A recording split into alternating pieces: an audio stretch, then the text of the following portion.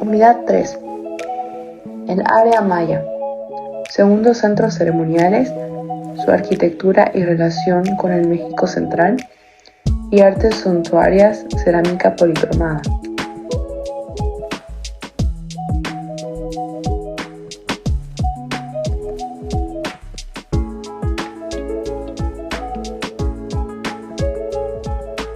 Como tabla de contenido, tenemos en primer punto a los segundos centros ceremoniales del área maya.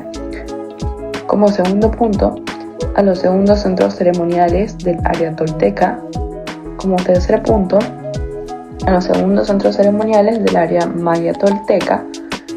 Como cuarto punto, su arquitectura y relación con el México central, Chichén Itzá y Mayapán. Y como último punto, las artes suntuarias, cerámica policromada, introducción, historia y ejemplo. Como primer punto vamos a hablar sobre los segundos centros ceremoniales del área maya. Vamos a tocar el punto de la introducción en la historia del área maya.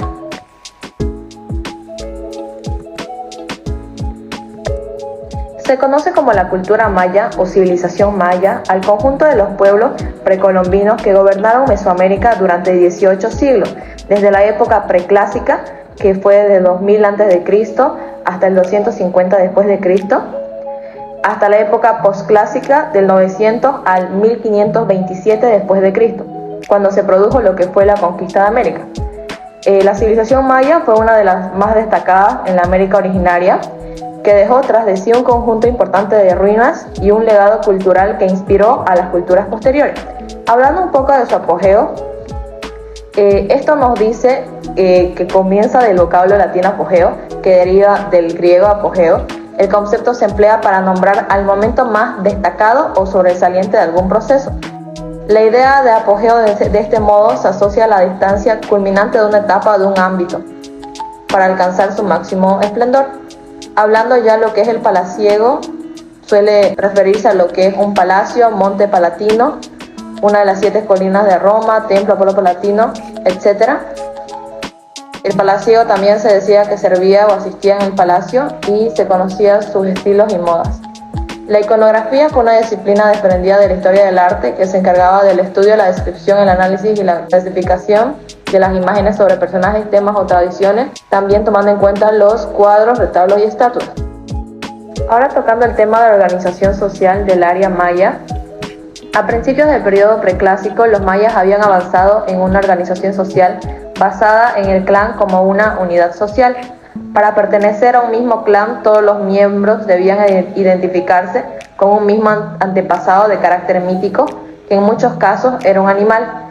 Es muy probable que el origen de muchos apellidos del Yucatán tenga su origen en esta norma Chan, que significa serpiente, May, venadillo, Uk, piojo y Balam, tigre, entre otros. La jerarquización de la sociedad sumaba varias estratificaciones de carácter piramidal, estando en el extremo superior una casta gobernante y los sacerdotes encargados de los rituales y ceremonias. Como todas las sociedades prehispánicas, la cultura maya había estructurado una definida relación social entre sus integrantes, basada en una detallada jerarquización, donde los nobles, sacerdotes y guerreros conformaban una élite que dominaba los aspectos centrales de la administración, la guerra, el saber y el culto, mientras la mayor parte de la población se ocupaba de las tareas productivas, tanto agrarias como artesanales. Una legión de esclavos se hallaba en lo que es el último escalón de la sociedad, mientras que a su cabeza servía la figura del jefe supremo, único que tenía una pareja relación con hombres y divinidades.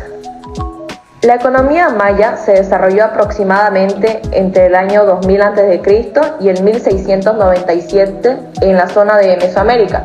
Los mayas en sus inicios empezaron siendo netamente recolectores de lo que producía la naturaleza, especialmente las frutas. Posteriormente empezaron a dedicarse a la caza, luego a la pesca y terminaron siendo agricultores de varios productos, pero su principal cultivo fue el maíz. No obstante, cuando ya su actividad de producción estaba bien consolidada para sostenerse, se empezó a desarrollar una actividad comercial.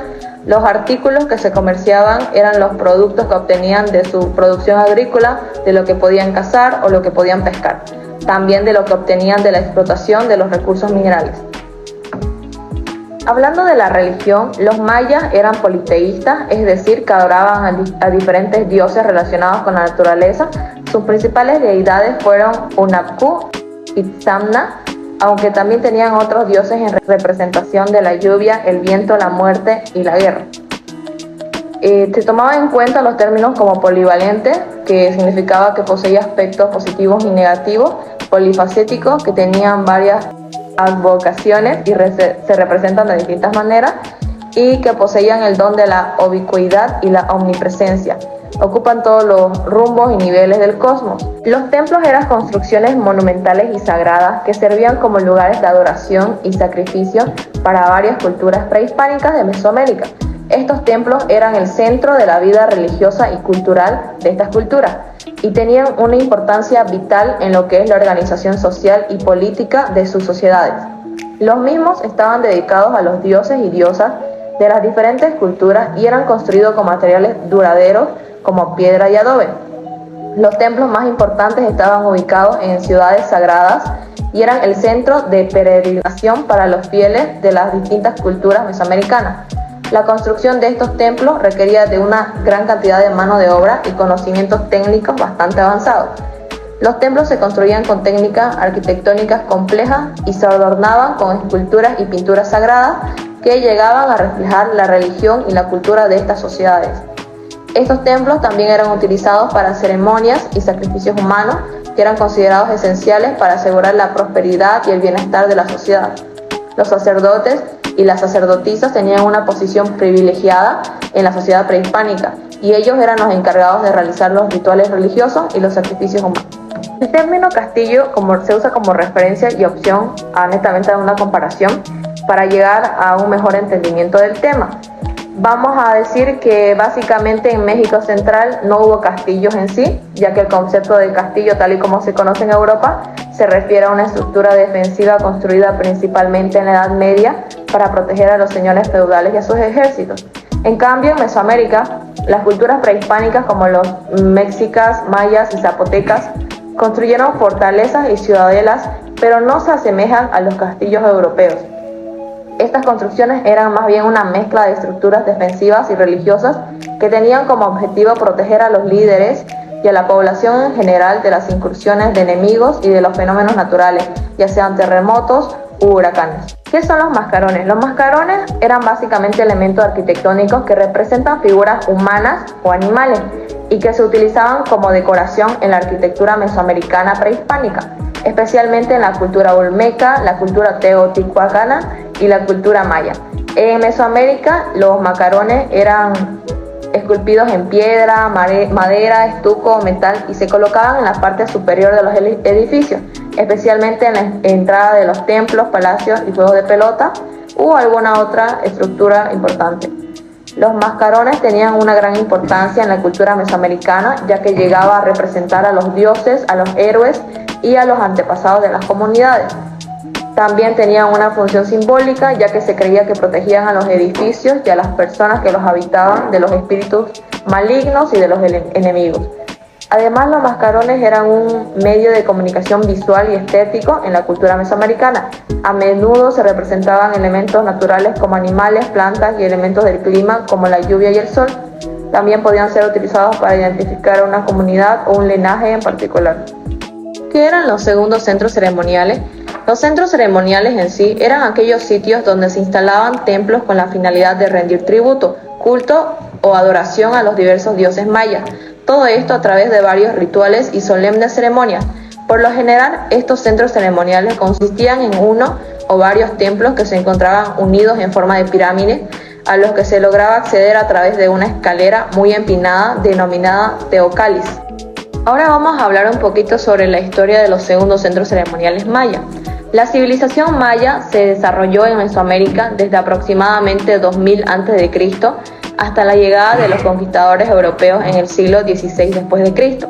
Durante este largo periodo de tiempo, los mayas construyeron una gran cantidad de centros ceremoniales en toda su área de influencia. Los primeros centros ceremoniales mayas se construyeron durante el periodo preclásico del 2000 a.C. al 250 después de Cristo pero fue durante el periodo clásico 250 a 900 después de Cristo cuando muchos de los más grandes y elaborados centros ceremoniales mayas alcanzaron su apogeo. Los segundos centros ceremoniales mayas en sí eran complejos arquitectónicos que complementaban a los centros ceremoniales principales.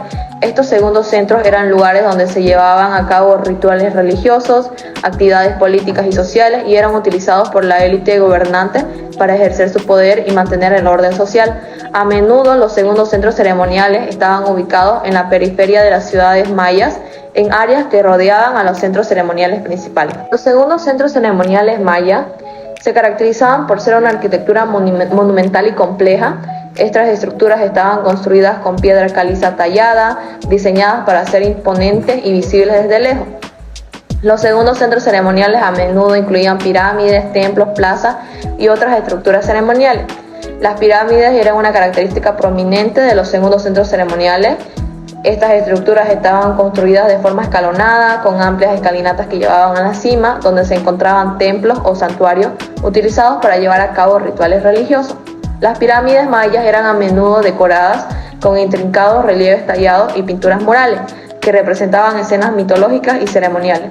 Los templos también eran una parte importante de los segundos centros, ya que estas estructuras eran utilizadas para llevar a cabo rituales religiosos y también como residencia de los líderes religiosos y políticos de la civilización maya. Siendo más específicas en lo que es las características arquitectónicas, podemos destacar las siguientes, que son pirámides escalonadas. Las pirámides mayas son una de las estructuras arquitectónicas más icónicas de esta civilización, ya que se caracterizan por tener una forma escalonada con plataformas superpuestas que forman terrazas. Cada plataforma puede tener un templo o altar en la parte superior que se utiliza para ceremonias y rituales. Luego tenemos los basamentos ceremoniales. Los basamentos básicamente son plataformas elevadas que a menudo sirven como base para templos y otros edificios ceremoniales. Estas plataformas pueden tener escalinatas, además de estar decoradas con relieves y esculturas que representan figuras mitológicas, gobernantes o eventos históricos. Las estructuras palaciegas, que los segundos centros ceremoniales mayas a menudo las incluyen, ya que eran utilizadas como residencias de la élite gobernante y para llevar a cabo funciones administrativas o ceremoniales. Estas estructuras suelen estar decoradas con relieve, como también esculturas que representan la nobleza maya y sus actividades cotidianas. Luego tenemos el punto de los juegos de pelota, que los juegos de pelotas eran una parte importante de la cultura maya, pues se encontraba presente en muchos de los segundos centros ceremoniales. Eran utilizados para ceremonias religiosas y rituales. Las canchas de juego suelen tener dimensiones, de igual manera suelen tener reglas específicas. Otra característica es que tenemos plazas y espacios abiertos. Los segundos centros ceremoniales mayas suelen tener amplias plazas y espacios abiertos utilizados para actividades ceremoniales, sociales y políticas.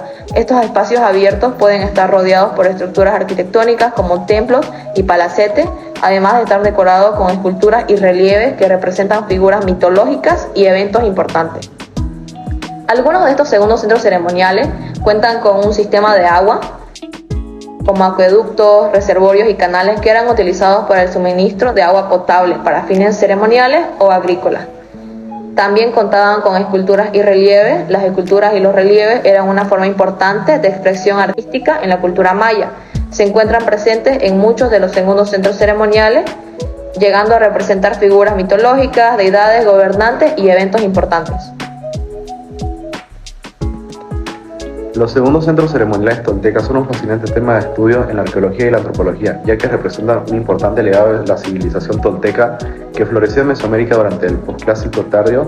Estos centros ceremoniales, ubicados en diferentes regiones de México, muestran la influencia y la complejidad de la cultura tolteca, que tuvo un impacto significativo en la historia y en la cultura de la región. Tolteca, que significa en náhuatl, constructores, es originario de México, que emigró desde el norte de lo que ahora es México, tras la decadencia en torno al año 700 después de Cristo, de la gran ciudad de Teotihuacán, y que estableció un estado militar en Tula, a 64 kilómetros al norte de la moderna Ciudad de México, en el siglo X después de Cristo. Hace más de 1000 años, los toltecas vivieron en el Valle de México, o mejor dicho, el Valle de Anahuac. El nombre tolteca quiere decir maestros de la arquitectura. Los segundos centros ceremoniales tolteca son sitios arqueológicos que han sido identificados como lugares de importancia ritual y ceremonial en las afueras de las ciudades toltecas principales. Se desarrollaron a partir del siglo X después de Cristo con la expansión de la civilización tolteca. Estos centros ceremoniales estaban situados en la periferia de las ciudades principales. Su arquitectura, como también su diseño, reflejaban la influencia tolteca en la región. Uno de los ejemplos más conocidos de segundos centros ceremoniales toltecas es el sitio arqueológico de Tula, que fue la capital del reino tolteca, y muestra una arquitectura monumental con esculturas de estilo tolteca característico.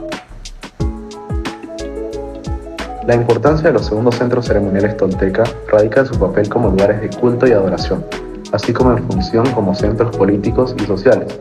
Estos centros ceremoniales eran utilizados para llevar a cabo rituales religiosos, ceremonias políticas y sociales, como también actividades económicas. Además, también se cree que servían como puntos de referencia para la organización urbana y territorial de las ciudades toltecas. Las características de los segundos centros ceremoniales toltecas incluyen también la presencia de estructuras monumentales como pirámides, palacios y plazas que eran utilizadas para llevar a cabo rituales religiosos y ceremoniales. Estos centros también incluían figuras mitológicas toltecas, además de elementos arquitectónicos distintivos, como los famosos atlantes de Tula, que son columnas esculpidas en forma de guerreros toltecas. Algunas de las características arquitectónicas principales son las pirámides y los templos. Al igual que los mayas, los toltecas construían pirámides y templos como estructuras ceremoniales.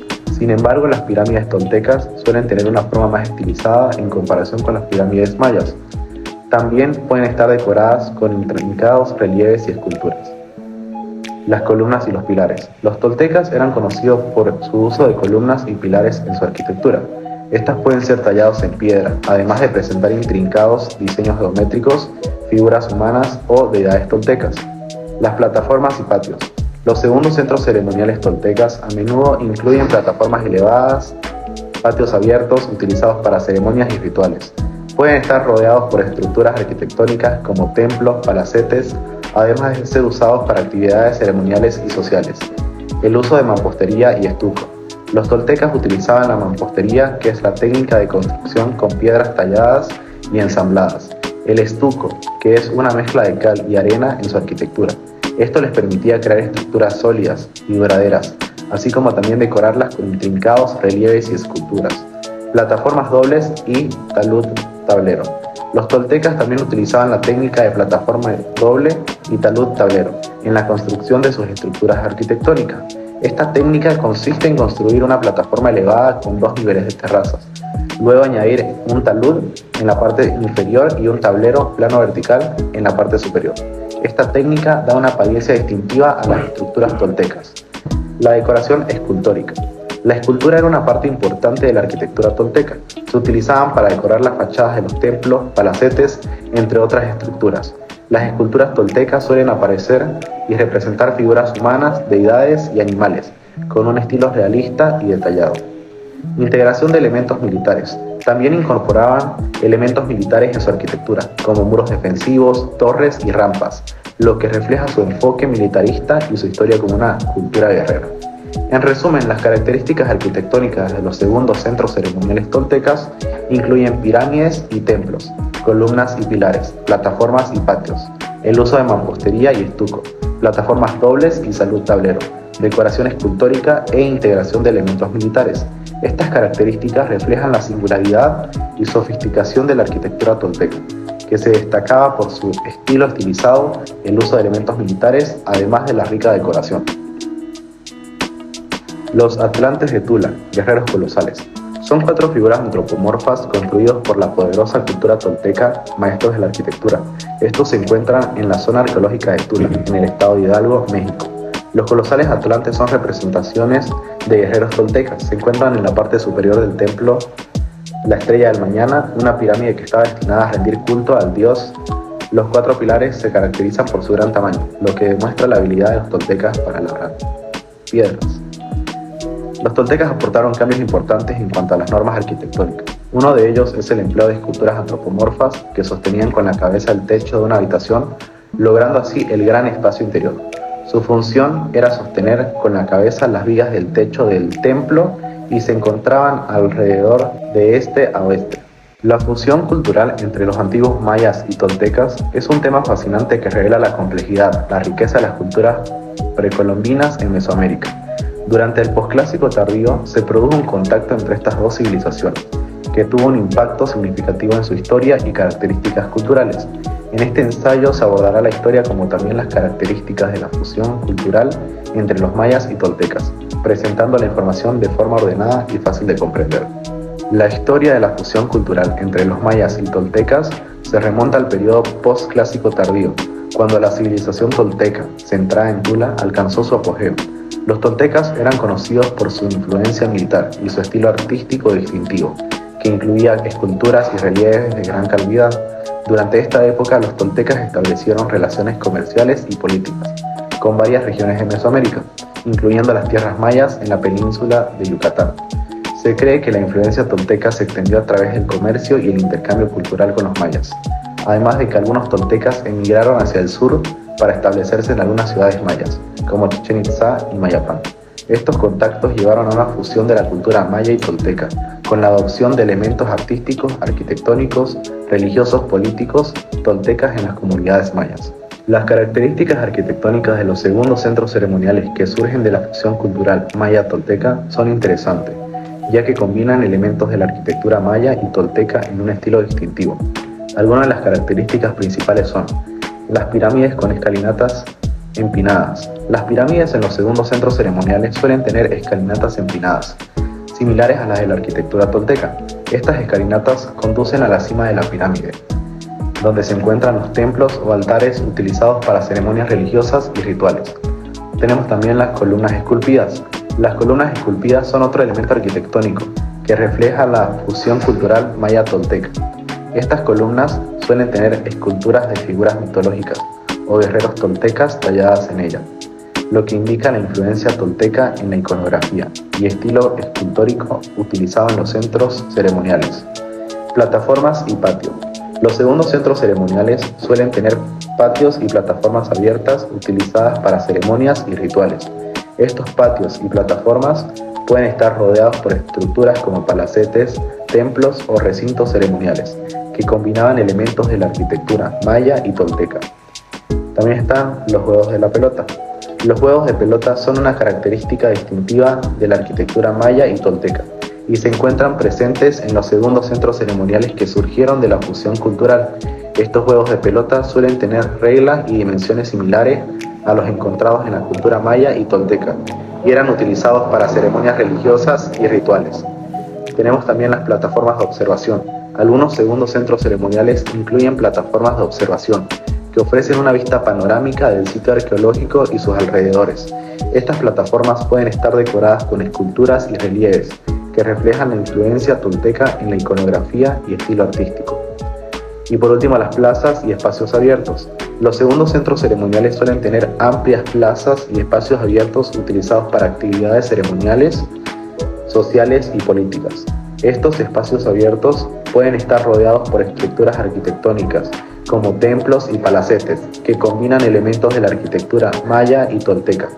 En resumen, las características arquitectónicas de los segundos centros ceremoniales, que surgen de la fusión cultural maya-tolteca, incluyen pirámides con escalinatas empinadas, columnas esculpidas, plataformas y patios, juegos de pelota, plataformas de observación, plazas, como también espacios abiertos. Estas características reflejan la combinación única de elementos de la arquitectura maya y tolteca, en un estilo distintivo en estos sitios arqueológicos. A continuación vamos a hablar un poco sobre Chichén Itzá, su arquitectura y la relación con el México central.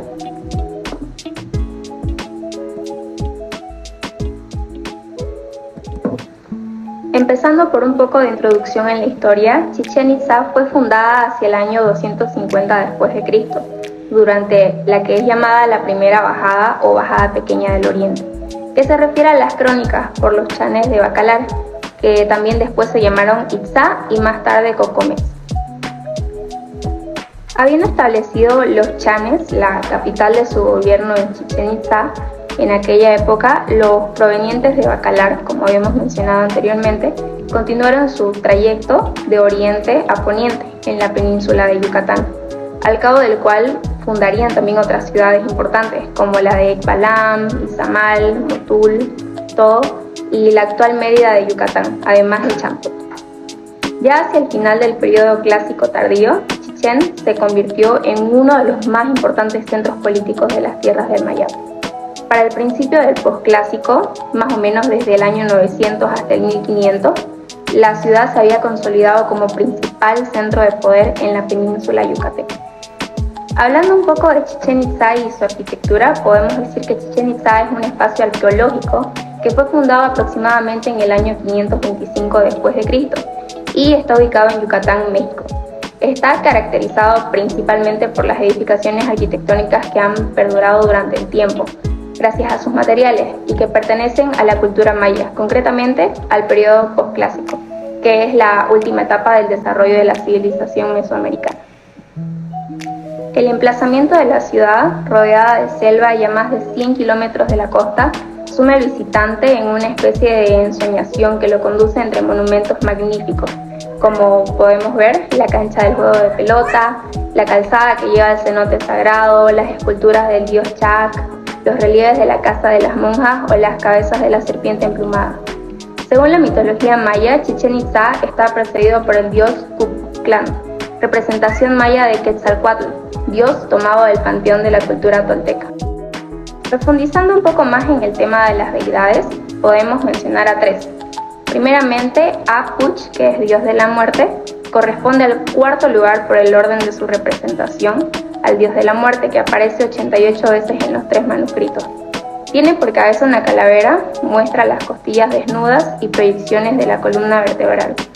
Si su cuerpo está cubierto de carne, en este caso, se la ve hinchada y cubierta de círculos negros que sugieren la descomposición. Tiene accesorios del vestido del dios de la muerte y son ornamentos en forma de cascabeles. Estos aparecen algunas veces atados a sus cabellos o a fajas que le ciñen los antebrazos y piernas, pero más a menudo están prendidos de un collar en forma de golilla. Estos cascabeles de todos tamaños, hechos de cobre y a veces de oro, se encontraron en considerables cantidades durante el dragado del pozo de los sacrificios de Chichén Itzá, y se supone que es el lugar donde habían sido arrojadas las víctimas inmoladas anteriormente.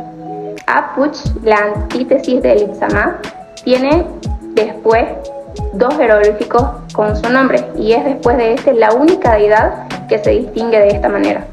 El primero representa la cabeza de un cadáver con los ojos cerrados por la muerte, y el segundo la cabeza de Dios mismo, con la nariz truncada, mandíbulas descarnadas y como prefijo un cuchillo pedernal para los sacrificios.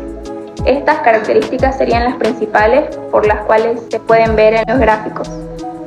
Luego tenemos a Kukulcán, que es la asociación que alguien ha sugerido como el dios maya del viento. No se ha establecido con certeza, pero el dios del viento aparece raras veces en los códices, habiendo por todo menos de una docena de representaciones del mismo, y ni una sola en el códice Tro-Cortesiano, un manuscrito de los últimos tiempos de la época posclásica. En vista de la posición predominante que tuvo Kukulcán durante la época posclásica, parece extraño que si aquel era el dios del viento no se haya encontrado más representaciones suyas. Y la asociación del dios del viento con Chaak, el dios de la lluvia, es muy estrecha. En el códice persiano vemos a Chaak haciendo una ofrenda a la cabeza del dios del viento en conexión con una ceremonia de final de Catum. Y es que la identificación del dios del viento con Kukulcán se funda en la asociación parecida que hay en la mitología azteca de Quetzalcóatl y el dios del viento.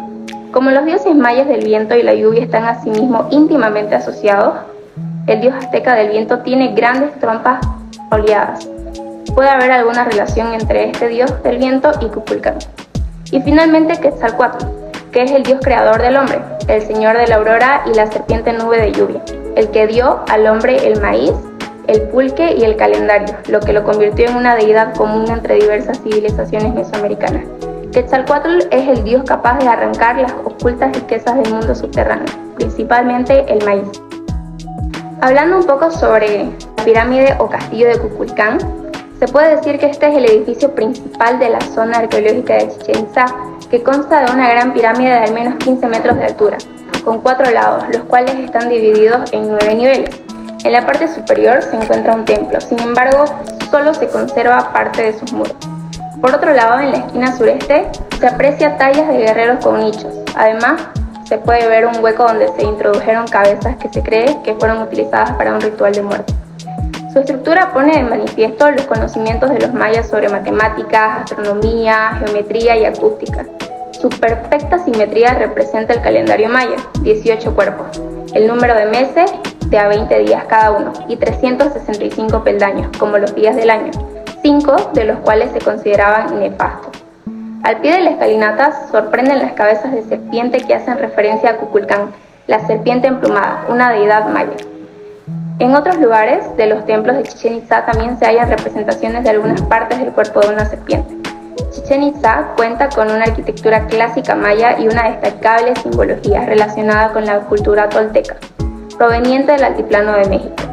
El templo de Kukulcán es uno de los monumentos más relevantes de la arquitectura maya, de tal forma que permite un juego entre las luces y sombras. De este modo, durante los atardeceres del equinoccio, es decir, el momento del año en el que el sol está situado en el ecuador terrestre, los rayos del sol permiten simular el cuerpo de una serpiente descendiendo del templo.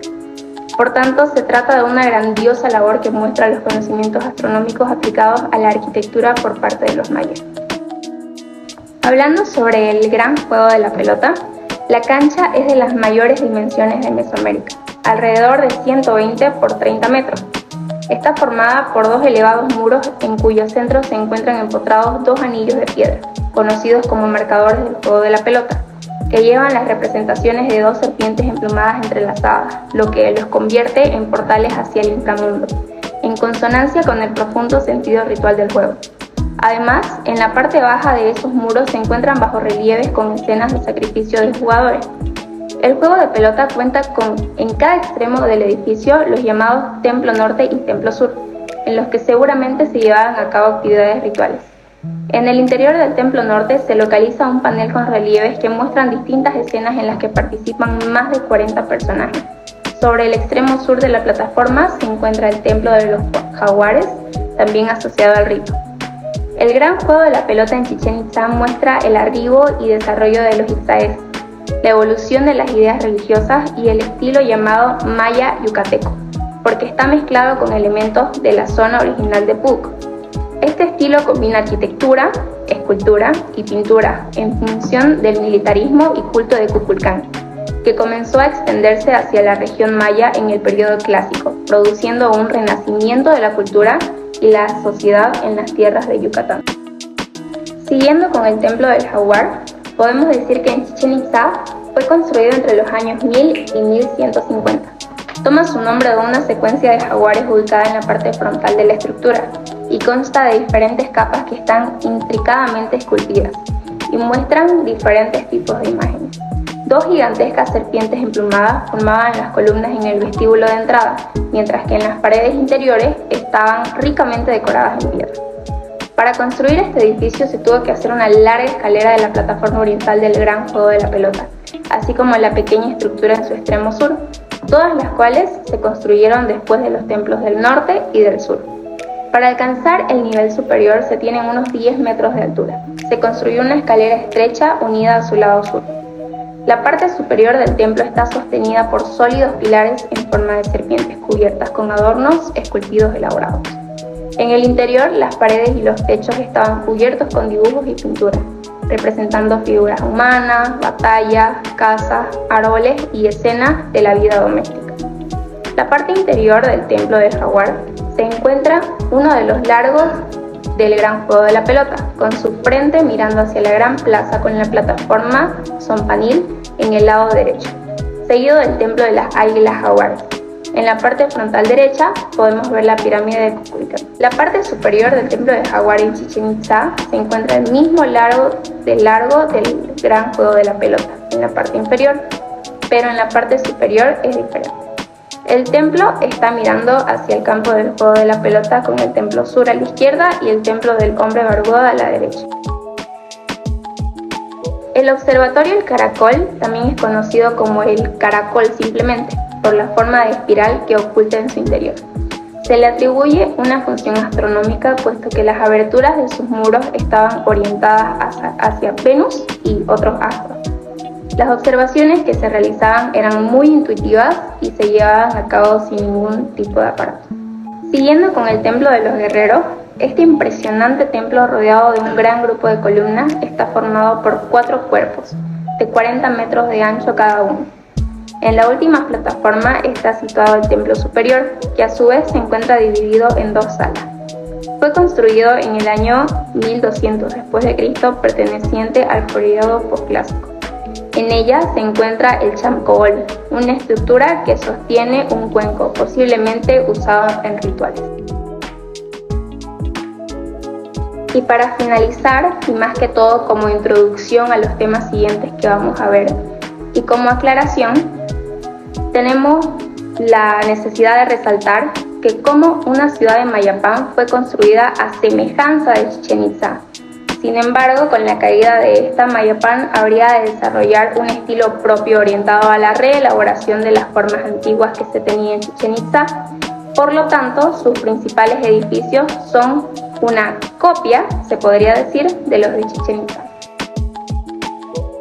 Alrededor de 1560, Fray Diego de Landa menciona que la tradición local indicaba que Mayapán fue fundada en la segunda mitad del siglo XIII por Kukulcán, quien reinó durante algún tiempo y después partió hacia el centro de México.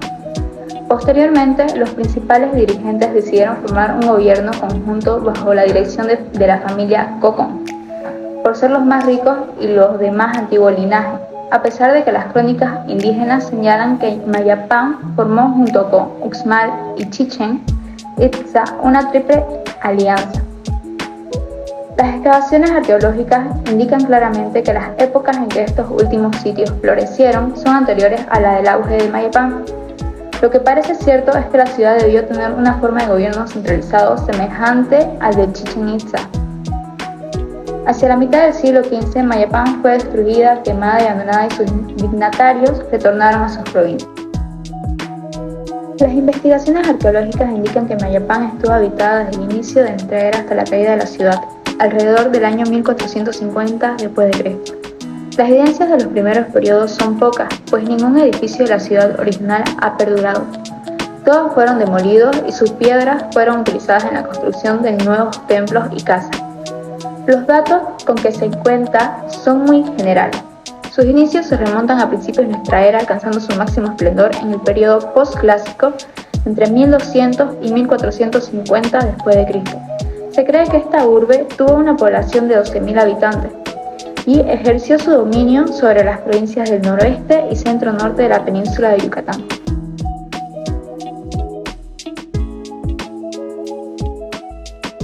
La ciudad amurallada de Mayapán, conocida como bandera de los mayas, es considerada como la última gran capital maya.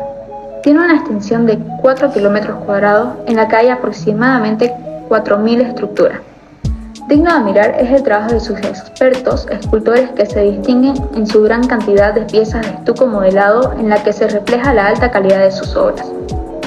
Merece la pena resaltar las pinturas murales a las que se encuentran plasmadas escenas de guerra y eventos relacionados con el culto de la muerte, lo que hace evidente sus nexos culturales con el altiplano del centro de México. La ciudad de Mayapán fue construida a semejanza de Chichén Itzá. Sus principales edificios son una copia de la capital de los Itzáes. El estilo constructivo incorporaba elementos propios de la arquitectura del centro de México, combinados con rasgos heredados de las antiguas ciudades mayas. Sin embargo, con la caída de Chichén, Mayapán desarrolló un estilo propio orientado a la reelaboración de las formas antiguas. Su edificio principal es llamado el Castillo, siendo un basamento piramidal de 9 cuerpos con una altura de 15 metros. La ciudad de Mayapán está ubicada o encontrada en el municipio de Teocco, a solo 45 kilómetros al suroeste de Mérida. Mayapán está rodeada por una muralla. El área que podemos visitar se forma por la plaza central con plataformas y edificios como el castillo de Kukulcán y el templo redondo. Alrededor de esta plaza se encuentran otros edificios y plataformas como el templo del pescador y la sala de los mascarones del dios Chac.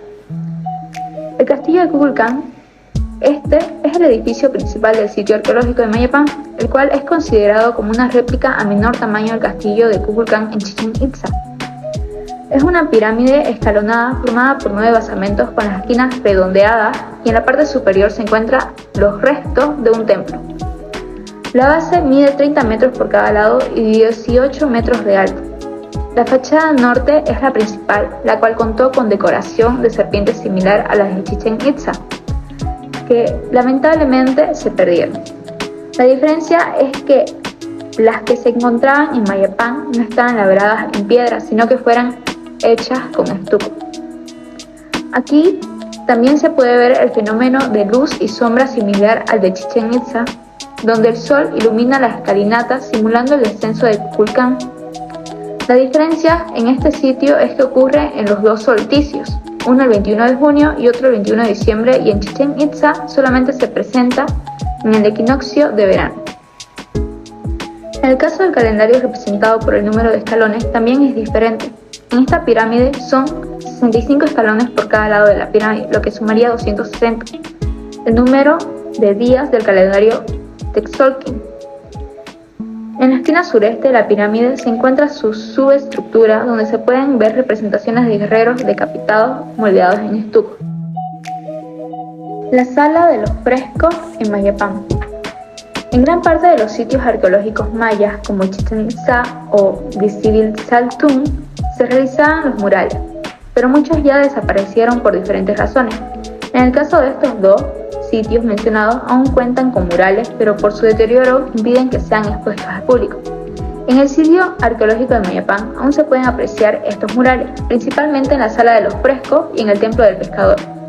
En estas construcciones se pueden apreciar los restos de los murales tanto en paredes como en piso. Son muy pocas las pinturas murales prehispánicas en Yucatán. Lamentablemente, muchos se deterioraron por los siglos de afectación climática y más recientemente por el visitante. Hoy puedes ver las piedras con las que fueron construidos los edificios de forma directa, pero hay evidencia que afirma que las paredes y pisos también estaban estucados y sobre eso también se pintaban murales. La sala de los frescos, o comúnmente conocido como murales de Mayapán, está junto al castillo de Kukulcán, donde se encontró un mural que tiene como fondo el color rojo y una cenefa verde. La escena que representa es de unos discos solares amarillos con rayos rojos con dos personajes ricamente vestidos. Dentro de estos discos se encuentran dioses en posición descendente y cada uno de estos discos solares son custodiados en ambos lados por personajes que sostienen una lanza en las manos. En este periodo ya existía mucha relación entre otros grupos del sur, del área maya y del centro de México. Esto se ve reflejado en el mural, donde el estilo de la pintura se asemeja mucho al de los mexicas y toltecas. Guerreros decapitados en Mayapán. Junto a la pirámide de Kukulcán se encuentra una subestructura con relieves moldeados en estuco de figuras humanas que parecen ser guerreros. Ambos tienen las costillas expuestas, no presentan cabeza y en su lugar hay nichos donde se encontraron fragmentos de cráneos. Existe otra figura humana parecida a las anteriormente mencionadas, pero esta tiene buitres a ambos lados y la figura cuenta con alas. Esto muestra que había un culto muy importante a la muerte y decapitación.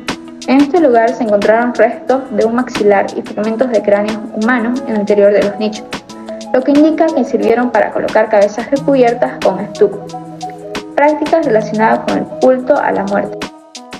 La Sala de los Reyes es un edificio localizado junto al castillo de Kukulcán que está formado por columnas con un muro al fondo y decorado con grecas.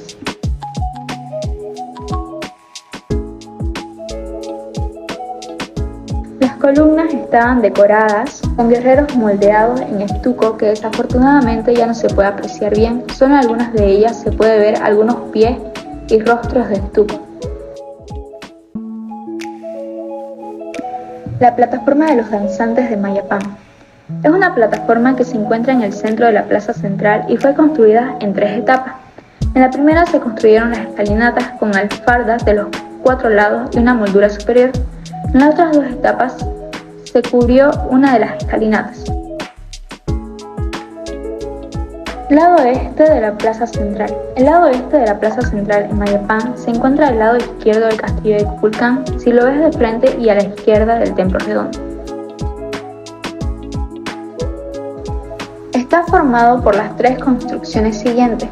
Shini-na significa casa de paja y tiene un basamento con muros de talud y 5 pilastras que sostenían un techo elaborado de materiales perecederos.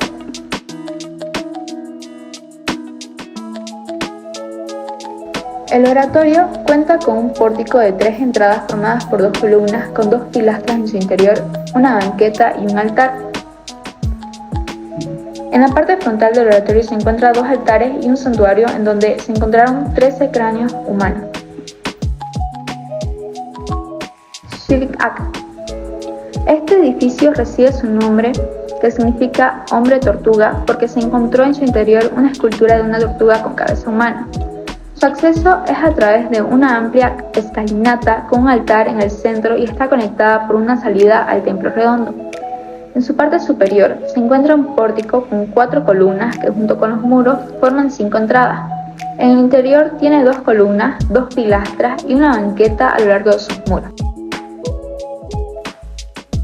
El observatorio o templo redondo es uno de los lugares que al visitar Mayapán uno no puede dejar de pensar en las similitudes con Chichén Itzá, como el castillo, el templo de Venus y el observatorio. Este templo suele conocerse erróneamente como el observatorio de Mayapán, principalmente porque ha sido comparado con el observatorio de Chichén Itzá.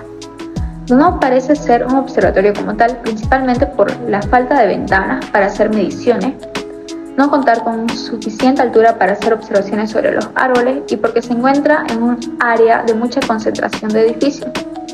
En el caso de haber perdido la parte superior, ya sea que estuviera construido de piedra o madera, se hubiera podido ser un observatorio, pero no existe evidencia de eso. Lo que sí es probable es que pudiera utilizarse como calendario astronómico porque tiene puntos alineados con eventos de salida o puesta de sol, y es posible que estas fueran usadas como marcadores calendáricos. El templo redondo tiene 4 puertas como acceso y se construyó alrededor del año 1350, 50 años después que el castillo. Esta estructura cuenta con una base de tipo rectangular, pese a que el edificio principal tenga una planta circular, cosa que nos recordaría mucho a Chichén Itzá. El edificio tiene un diámetro aproximado de 10.2 metros por 7.5 metros de alto y fue construido sobre un basamento rectangular de 20 metros de largo por 18 de ancho, con una altura de 3.5 metros. Sus paredes tienen un grosor de 1.15 metros y en su interior se encuentra una pared cilíndrica de 4.5 metros de diámetro con unos nichos en la parte inferior. También cuenta con 2 pequeñas construcciones anexas que son un altar sobre un basamento y un santuario. A continuación vamos a hablar sobre las artes santuarias, cerámica policromada. Como primera parte de la introducción se van a explicar algunos conceptos para tener más claro el tema del que se va a hablar. El primer concepto son las artes santuarias. El término santuario significa perteneciente o relativo al lujo, por lo que se aplica preferiblemente a aquellas artes decorativas realizadas con materiales preciosos, como por ejemplo el oro, plata y joyas.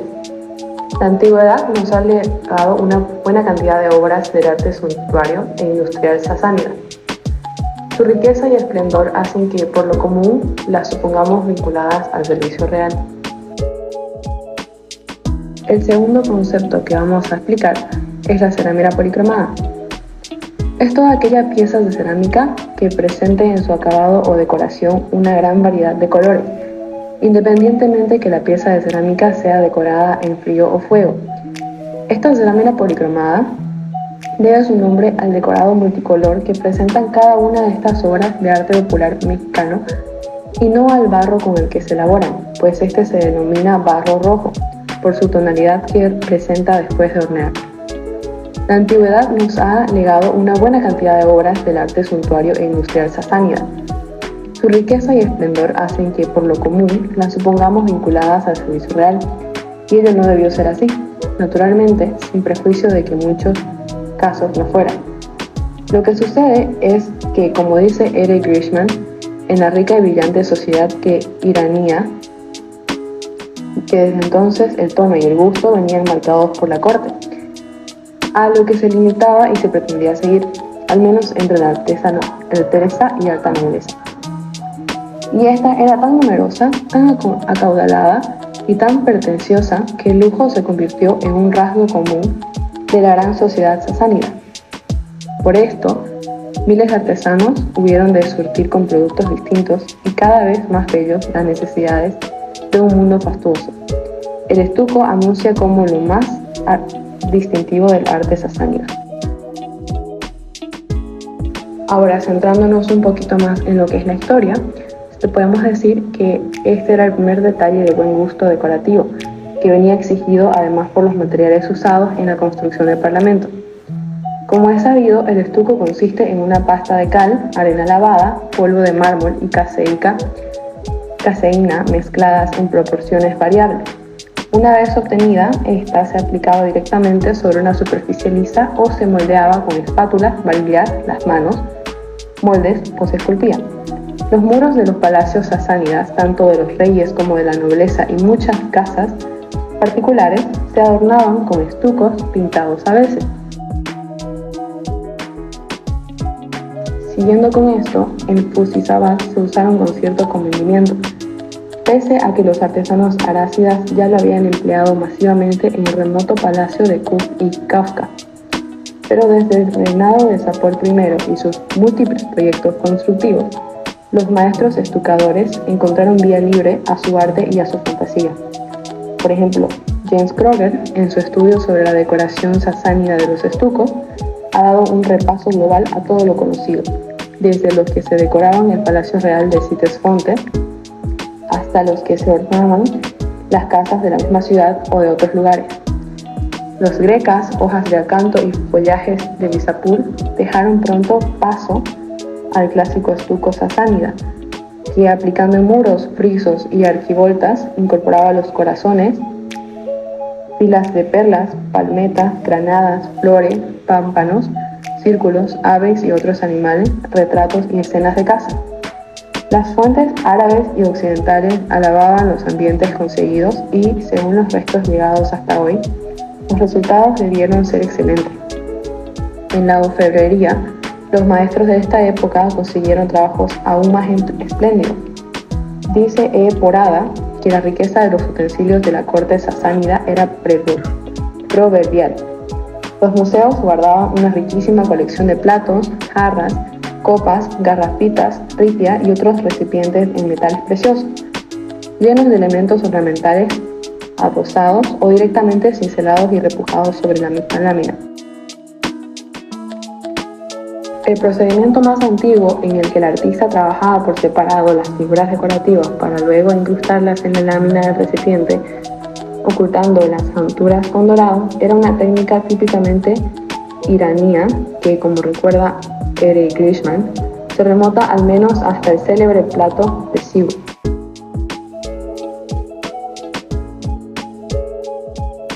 Como ejemplos, podemos decir que el principal tema decorativo es la imagen del rey, bien sea entronizado o cazando, asunto este preferido entre todos. Derribando la pieza a pie o disparando su arco a caballo, las figuras suelen poseer más agilidad que en los relieves, pero los detalles del vestuario y el galope de las monturas son los mismos. Las escenas religiosas son raras. Sin embargo, son bien conocidos los temas icónicos de trasfondo zoroástrico, como el jabalí, el águila, el caballo y el pájaro Simur, o las figuraciones simbólicas de la diosa Anaíta y su mundo. Al ámbito de los orfebres deberían adscribirse las acuñalaciones monetarias. La moneda sasánida solía ser de calidad, como una gráfida nítida, un canto moderado y unos tipos centrados. Los retratos reales en el anverso, altares del fuego por ejemplo en el reverso, rodeados por una clara inscripción en pabeli sasánida. Como consiguiente, los retratos de los reyes eran por lo común bastante aceptables, al menos lo de las emisiones de primeras Al-Jabir, Sapur I, Humayr I, Bahram y casi todos los príncipes del siglo III. Luego, la calidad de trabajo empezó a decaer. Esto hizo que el retrato se haga aproximativo, perdiéndose en muchos detalles. De todos modos, la identificación de las distintas coronas llevadas por los monarcas serviría aún, siglos después, en los trabajadores de datación. El último florecimiento de la glíptica en el Oriente se debería también a los artesanos sasánidas. El sellotipo era de estampilla, de forma ovalada, con una superficie plana en el que se detallaba el tema y otra, más destacada, que se perforaba para colocarle un aro que facilitara la suspensión. Como los arquémidas, los sasánidas estimaban mucho la belleza de las piedras. Es por esto que utilizaban con gusto cornálidas, calcedonias y ágatas. Las técnicas de entalle mediante punzones, buriles y taladros eran ya milenarias en Oriente. A los mismos talleres habría que adscribir el camafeo de Shapur I, que aprovecha sabiamente las capas de las piedras en una obra excepcional. Por último, merece también ser recordado como ejemplo la obra de tejedores y ceramistas. Los tapices, como el célebre de la primavera Koshkov, las sedas y las lanas bordadas alcanzaron una gran difusión. En la antigüedad eran estimados entre los productivos y productos más valiosos de Irán, y de este modo llegaron a los cortes e iglesias extranjeras. Un tema típico zoroástrico, el pájaro simur, aparece en muchos fragmentos de sedas conservados hoy en los museos. Los ceramistas, en fin, crearon un típico vidriado que los especialistas conocen como el azul sasánida, técnica que influyó decisivamente en las primeras cerámicas islámicas. Para concluir este tema, la arquitectura, escultura y pintura son artes protagonistas. Con respecto a estas, una obra de arte se debe tener algo para ser obra de arte: calidad, ejecución correcta, etc. Un ejemplo de esto es el reliquiario de San Luis, fue el más caro reliquiario que la capilla que lo contiene, así que una obra suntuaria no es menos importante que estos tres artes. Por otro lado está el concepto de funcionalidad, que les da un carácter secundario. No debería ser así, mas es mucho más útil en la arquitectura.